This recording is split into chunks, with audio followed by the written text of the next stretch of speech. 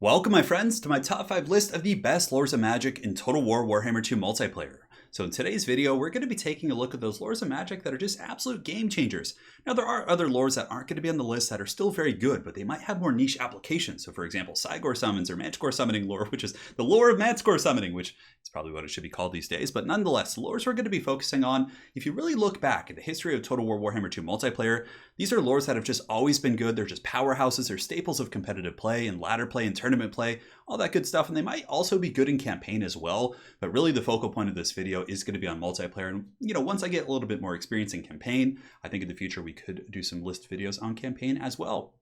So on that note, guys, let us begin with the number 5 pick here on the list, which is going to be the Skaven Spells of Plague. So Lore of Plague, it is very, very good. And honestly, it could be higher in the list, but I think since it's a Skaven exclusive, it's in the right place. So let's take a look at the lore. So the passive for this is going to be the Plague Rash. So every single time you cast a spell with this, it's a map-wide debuff. All your opponents get negative 12% speed, and they also take a vigor hit of 5%, which is really big because a lot of the spells in this lore are very cheap. If you look, Blessed with Filth costs 5 Winds of Magic. The Pestilent Breath costs, I think, 8, and then we also have 6 on Vermintide. We have 10 on Wither and 11 on Plague, which is probably the weakest spell in this lore, but still not bad. But nonetheless, they have a lot of cheap spells they can spam, which is going to be constantly slowing your opponent's faction, which is very nice for Skaven because Skaven are not the quickest of lads. Now, on foot, Skaven can run pretty quick, but they don't have like any fast-mounted skirmisher cav. They have Rat Ogres, which is speed in the 60s and things like that, but for the most part, they rely on their weapons teams, which if you can slow enemy cav and harass units that are trying to get into the goodies, that squishy part of your army, it's incredibly valuable. So if we take a look again, it's on Lord Skrulk, which number 1 is really good because Skrulk has some of the best items in the game, but Blessed with Filth is very good. For 5 Winds of Magic in an AoE radius, you can make it so all of your haggard Skaven slaves and all of your terrible clan rats and things like that are suddenly imbuing poison. Just the force multiplying effect of this spell is incredibly good. And also it's dirt cheap, you can cycle it. If you overcast it as well, it's going to have an extended effect duration, which is quite neat, but typically you don't really need to. It's going to get the point across. You just cast this on some Skaven slaves, some clan rats, whatever else is fighting. Even like Rat Ogres and things like that are really going to benefit from this. So Blessed with Filth, a very, very good spell. Next, we have Pestilent Breath. Pestilent Breath for 8 Winds of Magic. It's a really cheap, spammable kind of wind spell, somewhat similar to Wind Blast, and honestly, like probably almost as good. It seems like Wind Blast does a little bit more damage against like higher armored targets and things like that, but Pestilent Breath is a great anti-chaff ability. So depending on the matchups, if you're facing off against hordes of gore herds and beastmen and things like that, these high DPS factions like Norska as well, if you want to kill some Marauders or Berserkers, Pestilent Breath is quite a good spell. So next, one of the other staples of a good lore of magic in many circumstances is the ability to summon things. Summons have been really good, and if you look back at the old history of Total War Warhammer, I mean, summons were broken at many points in the game. They used to last forever. They were just staples. It was like, why would you not bring a lore without summons? It's just getting free units. Now it's a little bit more balanced. Summon units do have a duration in which they last, and eventually they do dissipate, but summons are still really good. You have a weakness in your formation, your opponent's going to get through. Let's summon some rats. Let's summon some Plague Monks. So they have Vermintide, which costs 6 Winds of Magic, and then they do also have Pestilent Birth, which costs 12 Winds of Magic, but you get Plague Monks. Plague Monks are a very good lawnmower unit. So the fact that the Skaven and the Skaven Spells of Plague have 2 really nice summons is quite substantial. Now, we have a couple more spells. We're getting to the weaker end of the spectrum, but so far having like 4 just powerhouse spells, all of which are generally pretty good regardless of the circumstances, is quite nice. We also have Wither. So Wither lowers the armor by 30, and if you overcast it, it lowers it by 60. So you have a big dino. This bad boy might have 100 armor. You got Croc R coming in just rock hard on his beast there. You lower his armor down to 40, and suddenly all your Gutter Runners and your Skaven Slave Slingers and your low AP kind of harass units can really do a ton of damage. It's really nice. Your Clan Rats with Spears are going to get more damage, and yeah, it's just really powerful. So Wither upgraded or regular cast, especially if you build around it, can be quite good. A little bit more niche, but still generally it's not a bad spell, and I think has some really nice applications. The last spell in this lore of magic is going to be Plague. It's okay. It's kind of like your generic Vortex spell. You can overcast it to get more AP damage, but really, if you guys are playing multiplayer, I would recommend just focusing on bringing like 3 of these spells. So depending on the matchup, I usually bring Vermintide, Blessed with Filth, or Pestilent Breath, or maybe I'll mix in Pestilent Birth and Vermintide in one other spell, or maybe just the 2 summons if I want to. If I want to mix in a Rune Caster to get Howling Warp Gale just to shut down air units. But for the most part, I think Lore of Plagues is an incredibly good lore of magic. So it is going to be taking the number 5 spot here on this list. And now let us move on to the number 4 spot, which I was really conflicted about this one. But for the number 4 spot, we're going to be going over to the realm of shadows and mystery. So Lore of Shadows is going to be the number 4 spot here in the list, and it's a very good lore. It was one that kind of was an up-and-comer. I think it kind of flew under a lot of people's radars in the early days of its kind of inception, but I do think it's quite of a staple of especially duelist builds now. So if we look here, we have Melkoth's Mystifying Miasma, which does cost, if we look, it's 5 Winds of Magic, which it does some okay damage, so it's a good countermeasure against ethereal units. So if you're facing off against spooky ghost factions like Vampire Coast or Vampire Count, it's nice to just kind of mix this in. But more importantly, the big thing about this spell, for 5 Winds of Magic, you can slow a unit down by 24%, which is really, really good. So if you have some cav units you're trying to catch, let's say somebody's harassing you with a heavy cav and cycle charging your lines, you can't quite pin them down. And this is a great way to kind of stop that. It also does damage in the process, which is very nice. Plus, it has a nice synergy with the passive, which we forgot to discuss, which is the Smoke and Mirrors. So the Smoke and Mirrors in every lore of Magic, for anyone who's new, and Warhammer has a different passive. So like whenever you cast a spell, it like triggers a passive regardless of what the spell is. So for these guys, it's Smoke and Mirror. So it gives your entire faction 12% speed. So let's say you have a cav unit, you have a typical Empire heavy cav unit, Empire Knights, Reiksguard, whatever, 66 to like 72 speed range. And they have something that's a little bit quicker. It's like in the 80s, you can't quite get it. You Melkoth them, it'll take 25% off them. It'll speed you up by 12% with the passive. You're able to catch them, prosper. So next is probably one of the best spells in the lore, which is going to be Enfeebling Foe. Enfeebling Foe is just so good. For 6 Winds of Magic, you can basically neuter the combat stats of a duelist character, an elite unit, whatever. It lowers melee defense and melee attack by 27, and if you overcast this bad boy, it lasts quite a bit longer. So you just think in the matchups in Chaos. You have Kolek fighting against the Sphinx. Like a single cast of this can drastically change the outcome of that battle, therefore winning you the game, or if you forget to do it, losing you the game. So the Enfeebling Foe, a very, very good spell. I highly recommend it. Now the next ones are okay. The Withering lowers armor and leadership. So this could be nice again in the same way we talked about Lore of Plague. You can lower the armor of something, make your low AP missiles a little bit more effective. And if you overcast it, it does of course have an added effect area, which is cool. So you can get like a big kind of value train from this on a blob of units, but it lowers leadership, lowers armor. It has its applications for sure. Not something you see quite as often as Melkoth, Enfeebling, Pendulum, but it's still not bad. So next we have the Penumbral Pendulum, probably my favorite spell. And it's one of those things that if you look at Fiery Convocation from High Magic or from Teclis's bound spells, it's really easy to dodge. And those spells usually can be good. These kind of a pendulum-like vortex spells, or not vortex, but like pendulum type effects that are a wind spell is actually what it's called.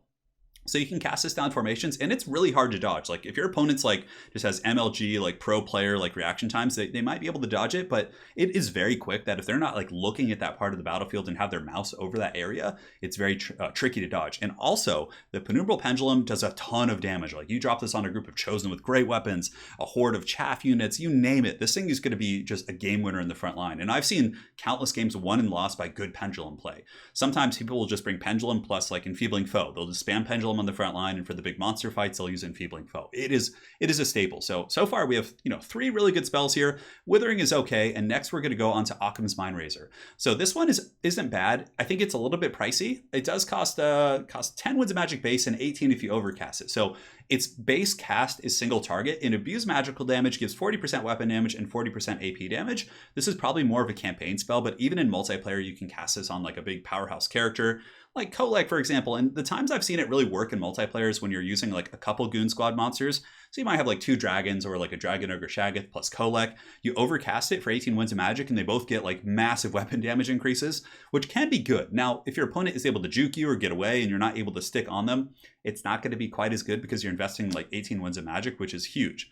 So use it with caution in multiplayer. It's still not bad, but not the best. So next we have Pit of Shades. Pit of Shades is quite good. 13 Winds of Magic. It's a nice little vortex spell. It's not like something that's going to be rotating randomly. So like things like Purple Sun can go the wrong way. Pit of Shades will stay in the same spot, and it's actually pretty good against like elite cav units and things like that. And if you overcast it, it does more armor piercing damage. So give Pit of Shades a try. It's a good spell. I think it's a nice round out there to the Lore of Shadows, and Lore of Shadows really has like 4 really solid spells. And can do some good work, and even the other ones have some applications as well. So that's going to be the number 4 lore of Magic with Lore of Shadows here in the list. And now we're going to be going on to everyone's favorite lore of Magic. I don't think I've ever met anybody who doesn't love playing against this or using it, which is, I'm totally joking, it's Lore of Death. So Lore of Death is, there were times when Lore of Death would have been number 1 simply because of like 2 spells on the roster, right? And that's the thing. Lore of Death has like arguably 2 of the best spells in the entire game, but it doesn't have as many good spells as the ones we'll be kind of touching upon soon. But Yeah, Lore of Death, you got Spirit Leech, you have Buna, just so many just backbreaking spells. I mean, Spirit Leech was probably the most oppressive spell in Warhammer 1. You used to be able to cast it, like just goon their heroes, run away and wait till the hero was dead before you engage.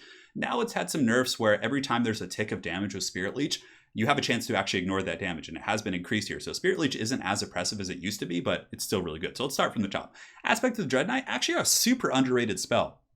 So if you just cast it regular, it gives 8 leadership and makes your unit cause terror. And if you overcast it, it actually has a big old AoE effect radius. But what's really kind of cool about Aspect of the Dread Knight is it has some neat combinations. So firstly, imbuing like a Marauder or a Skaven, like, and just not a Skaven don't have this, but if you imbue like a cheap unit with terror, that can be really big in the front line. That can buckle an entire formation, send your opponents running, and just, just win you that sweet bread. It also gives leadership, which is cool, but kind of the unknown benefit of this is that units that cause terror cannot be terror-routed themselves. So you get something like a troll, right? You get like 4 trolls, you overcast in a radius of effect. Those trolls all cause terror, and they're immune to fear and terror at this point. So there's a really nice kind of dual purpose to Aspect of the Dread Knight. It costs 4 Winds of Magic, which triggers the passive from Lore of Death, which again, we always forget to talk about. But basically, whenever you cast a spirit, I believe it's called power leeching or spirit leeching or something. Whenever you cast something with Lore of Death, it basically just lets your recharge rate get a little bit better, which is nice. So like you cast this, you get a little bit of a boost. You can cast a Spirit Leech rather quickly afterwards. It's quite good. So next we have Spirit Leech. I don't need to talk too much about this. If you cast it regular, it costs 8 Winds of Magic. It does direct damage. The reason why it's good is because sometimes if you cast a Vortex spell or a big bombardment spell in multiplayer and it misses, you're not getting your value. But with Spirit Leech, you almost always get your value. It's consistent, it's steady value. For anyone who's into gambling or things like that, like it's like a safe bet. And Spirit Leech is just Old Faithful, direct damage. If you overcast it, it gets a massive range increase, like insane. It goes from, I think it has 300 when you overcast it. When you don't, it has 100. So you can literally snipe downtown with this, like the same range as artillery. Spirit Leech, probably one of the single best spells in the entire game. So perhaps we'll do a video on the best spell someday. But Doom of Darkness is also quite good. If you overcast it, it does get an added area effect. Very good against like low leadership factions like Beastmen and Skaven. You overcast this when the battle's very pitched and suddenly all those rats are running. You're able to break into the gun line. Voila, it's quite solid. So Doom of Darkness costs 7 Winds of Magic base. You can use this to break lords. Like I've seen it used very well in situations in which, like, let's say there's 2 lords fighting. It's really close. They're both kind of like in the danger zone. You cast this, negative leadership, their lord breaks, you chase them off, you win the game. So Doom of Darkness, it's very solid multiplayer. Not like a top tier spell, but it's certainly not bad. So next we have another really good spell, which is called Soul Blight. Soul Blight, in an AoE effect, lowers armor by 30 and weapon damage by 25%.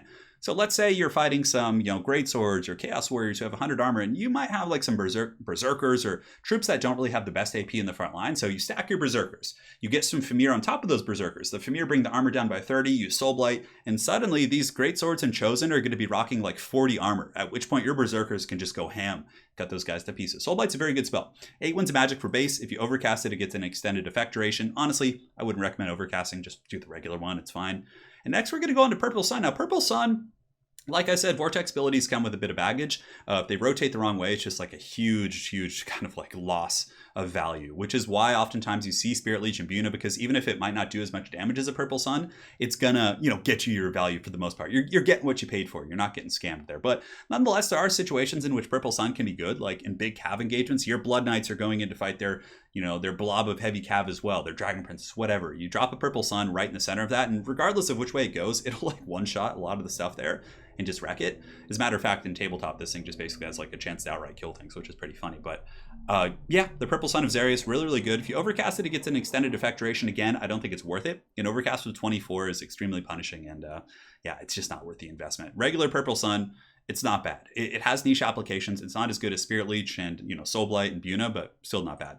Lastly, we have Buna. Everyone knows about Buna. Direct damage. It basically, you see something good, you want to get rid of it, you cast Fate of Buna. You see some Iron Breakers, you see some Chosen, it's going to have a bad time. It basically will take them down to like 40 or 50%. And Fate of Buna like has gone through so many nerfs. I think back in Warhammer 1, it used to cost like 14 Winds of Magic when it first came out, and it was very oppressive. Now it's up to 22. It's had its nerfs, of course. But I still think Fate of Buna is one of the best spells in the game. Like they have, the wild, well, it's better against more models, but yeah, depending on the circumstances, you cast it on some Black Orcs, whatever, it's going to get rid of them. So as far as recommendations for multiplayer, Spirit Leech and Buna, like those are the 2 best in this lore of Magic, but depending on the matchup, Aspect of the Dread Knight, Doom of Darkness, and Soul Blight can also be very good. So Lore of Death going to be taking the number 3 spot, and now we're going to be going on to the opposite end of the spectrum. So if you guys have ever watched tournament play and things like that, Lore of Life is probably one of the most picked lores of Magic, simply because it's a get out of jail free card. If you screw up on micro, or there's something that takes a huge amount of burst damage, if you don't have Lore of Life, sometimes you could just lose, right? If like Marcus Wolfheart gets his double snipe on you, or if Lithanar whips out that fat moonbow, you don't really see him often, but you guys get the point I'm trying to make. And this one is just like going to save you, right? So let's look at the spells. So firstly, the passive is Life Bloom. So Life Bloom, whenever you cast a spell, it just kind of triggers an army-wide, very, very minor heal. It's okay. It's not really worth talking too much about, but it's still nice. So they have the Awakening of the Wood. This is an okay spell. Usually, you're always going to see Earthblood and Regrowth, or one variant of those. Those are like the two staples. Now, the other ones are kind of situational ones that you pick depending on the matchup. But I think that despite the fact that Lore of Life might not have as many good spells as Plague or as Shadows, the fact that it has Earthblood and Regrowth, which are just such game-changing spells, I think it just justifies its number 2 spot here on the list. So we do, of course, have Awakening of the Wood, which is a nice little damage, but more importantly, you're getting a slowing effect. Really not too much to say about it. It's okay. And next we have Earthblood. Earthblood is just probably one of the best spells in the game as well. If you overcast it, it has an extended duration. It's just really good. It heals multiple units. It can heal your greatswords. It can heal whatever you're fighting there. Now, most of the healing spells in Lore of Vampires as well as Lore of Life have had caps on how many they can heal, so it can't heal like your whole army. It does cap at 4, but nonetheless, it's still really good. You screw up, you have a big cab engagement, your Demogryph Knights are fighting Blood Knights, the Earthblood is the difference maker. It will bounce out their Invocation, it'll make sure that you can keep fighting, and it's just good. It doesn't resurrect like Lore of Vampires, but I'm telling you, Earthblood, just bring this. You're not going to regret it in multiplayer. It's almost always a good choice, unless you're going with a build that doesn't really have value targets to heal, and you'd rather get things from Lore of Light to net things in place. There are situations in which you don't bring it, but for the most part, it's a staple of most builds. Flesh to Stone actually isn't bad. It's made a bit of a comeback. It does give plus 60 armor, so if you're fighting a unit like Chaos Knights, for example, who have high damage but low AP, you pop this on your guy, and it's not bad. So, like I said, typically you're going to see Earthblood and Flesh to Stone and Regrowth, or Regrowth and Flesh to Stone. You see them kind of mixed up. So the next thing we're going to talk about is Shield of Thorns. Shield of Thorns is really, really good. So this, if you overcast it, it costs 12 wins magic, and it does increase the weapon damage of your units by 50%. A lot of people don't know this. So the base one gives 22% physical resist, 25% weapon damage, and yeah, that's really good. For 8 wins of magic, it's an AoE effect. So you got a group of, heavy, greatswords going in, or Karl Franz and his goon squad of Royal Turf Griffites going in. Yeah, give me that sweet 22% physical resist, that 25% AP weapon damage. Then if you really want to go crazy and you have even more units fighting, overcast it. You're going to get that whole blob of units plus 50% weapon damage. That is massive. Karl Franz is going to go up to 750 weapon strength. Shield of Thorns probably the 3rd best spell in this lore in my opinion. So next we have Regrowth. Regrowth is just insanely good. It gives vigor to the unit, which again is really big throughout the course of the game, and it's a huge single target heal. It used to give physical resist, which was a little bit busted. You could layer so much of that with Shield of Thorns, but Regrowth is a staple. If you overcast it, it costs 17 wins of magic and it lasts a little bit longer. Typically just the regular cast is what you're going to see, but Regrowth and Earthblood staples of competitive play in general, and they have been for a long time. Next, we have Dwellers Below. Dwellers Below used to be insanely broken. It used to be oh, let's cast this and it'll kill whatever it hits, but now it's an okay spell. I really think it doesn't have too many places in multiplayer. I think it's a rather mediocre spell compared to some of the other vortexes and things like that, or I guess direct damage spells you can use. But if you cast it, 17 wins magic, it does okay damage. If you overcast it, it has a greater slowing effect. So I believe it goes from 24% speed slow to 48%, which you guys can see here at the bottom. But yeah, it's okay. It's okay. Really, my recommendations for multiplayer, stick with Regrowth, stick with Earthblood, and then depending on the matchup and the playstyle of your army, get Shield of Thorns or, Flesh to Stone. Awakening of the Wood's okay, but Flesh to Stone, Shield of Thorns. Shield of Thorns, Regrowth, and Earthblood are the best spells in this lore, in my opinion. So now, guys, we're going on to the number 1 pick for the best lore of Magic. Probably not going to be too many surprises here. It's going to be Lore of Vampires. Just burning through the witches, just straight up Rob Zombie up in here. Lore of Vampires is just so good. Invocation of Heck, Von Hell's Dance Kebab, or Macabre as it's actually called. I mean, it doesn't have the most powerful spells, the most in terms of quantity. Now, if we look at the actual spells themselves, let's start here. So Lore of Vampires has an extremely good passive, the Curse of Undeath. So whenever you cast a spell, it's going to heal and resurrect nearby units. So I'm talking resurrect. Blood Knights are an extremely powerful cav unit, insanely good. And you can resurrect them. They have a huge pit fight with Demogryph Knights. They're both down to 40%. Suddenly, Curse of Undeath plus Invocation, they're being resurrected. And it's oh God, they have to deal with those all over again. That's why in many tournaments, you actually see that there's more strict caps on Blood Knights, and there are other caps that are of similar or equal caliber. It's because of Lore of Vampires, the fact that they can be resurrected. So firstly, we have Von Hell's Dance of Kebab, or Macabre as it's actually called. It's a good spell. Only 4 wins of magic, and you can cast it. It'll give 24% speed, 26 melee attack. Really good on Blood Knights, really good on Terrorgeist, Vargulfs, things like that. It is an incredible spell. And if you overcast it, it has an AoE effect, which you can use in kind of a more kind of grinding builds. But for the most part, just single cast it on your Terrorgeist or things like that, which typically don't have the best melee attack. And you're going to be able to hunt things. You're going to be able to get away. You can cast this as an escapability spell. It has huge utility. So next we're going to Invocation of Nehek, probably one of the best spells in the game. So, okay, it has all the strengths of Earthblood. It heals. It only costs 6 Winds of Magic, which is 2 less than Earthblood. But it also resurrects. So like your Blood Knights, your Graveguard, all these things that are like a pain in the butt to kill are getting healed. It's so good. And with vampire counts, it can be very oppressive as well, because vampire counts have a lot of really good single entities. So oftentimes in the late game, you gather up your 2 Terrorgeists, your Dragon, and like your Blood Knights. You put them on top of each other. It does, of course, have a cap of 4, if I'm not mistaken. And you heal all those things. It's just so good. And it's more good because of what vampires have. Earthblood, you can do the same thing. Yeah, you can stack Fronds and some Demogryphs and things like that, but it's nowhere near as good as healing a bunch of very powerful, regenerating single entities. So Invocation of Nehek, probably one of the best spells in the game, and one of the main reasons why Lore of Vampires is the most powerful Lore of Magic. So next we have Raise Dead, incredibly good. 4 Winds of Magic, you get an unbreakable wall of zombies. Now, zombies aren't going to perform like all-stars, but they're unbreakable. They can tarp at things. If your opponent charges them with Cav, surprise, you summon zombies on top of them. It pretty much spells the doom of those units. Raise Dead is very good. For 4 Winds of Magic, you get zombies, 7 charges, or you can overcast it for 6 and get skeletons, which isn't that much more. Now, you risk the overcast, but it's still just very, very good. I mean, Lore of Vampires is so powerful. So next we have Gaze of Nagash. In Warhammer 1, this was an insanely OP missile spell, but now it's okay. For 7 Winds Magic, you get like an okay kind of, it does good damage against armor, okay against large combatants, but it does have some issues with like high angle. So if you're casting it from foot, it's not that good. It'll just kind of run into the earth or units in front of you, but it's okay. For an overcast, you get more missiles. Not much to say about it. Standard missile spell. It's okay, but really it's overshadowed by Raise Dead and Invocation. That's kind of the problem with Lore of Vampires in general and its design, is that it has 2 spells that are just so good that you really just don't bother with anything else. But they're so good that like it just overwhelms everything else. Like, man, so powerful.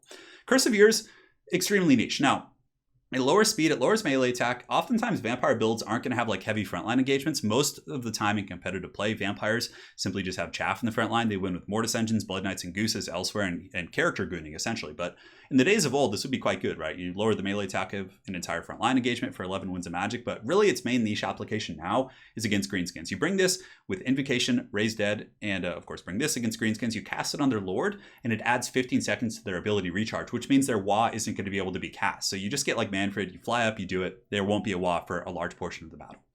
So next we have Winds of Death. Winds of Death is a really fun spell. It costs 27 Winds of Magic overcasted to do the final form. It's final battle form.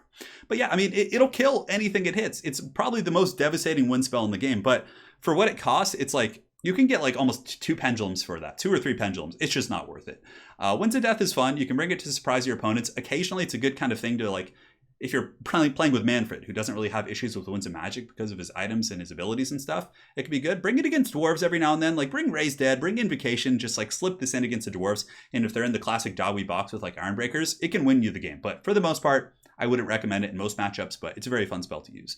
So just to kind of re-summarize the Lore of Vampires, Invocation and Raise Dead are the best spells, and depending on the matchup and your unit composition, mix in Von Hells or Curse of Years against greenskins. But there you have it, guys. Our top 5 list is concluded. So to recap, we have in the number 5 spot, Lore of Plagues for the Skaven. Number 4 is Shadows. Number 3 is Death. Number 2 is Lifebloom. And number 1 is going to be Lore of Vampires, which is truly a testament to how good Invocation and Raise Dead are. Because, most of the other spells are just okay. And some of the other spells we looked at have more quantity of like good spells, but just these 2 spells are just so good and so powerful that I think Lore of Vampires deserves the number 1 spot. So guys, thank you so much for watching. Hopefully you enjoyed this list. Let me know in the comment section below if there's other stuff you guys would like to see. I know in this list video we went very in depth and talked about each and every spell, but hopefully that was helpful for you guys. And if you would like to see that for different Lores of Magic, I can honestly do that as well, but let me know if there's any other subject matter you'd like me to cover as it pertains to multiplayer. But if not, I'll come up with something fun for you guys. We got the memes, we got competitive stuff, we have ECL coming out, all kinds of fun stuff on the way. So guys, thank you so much for watching. And yeah, that's it for now. So we'll see you guys on the other side, and take care.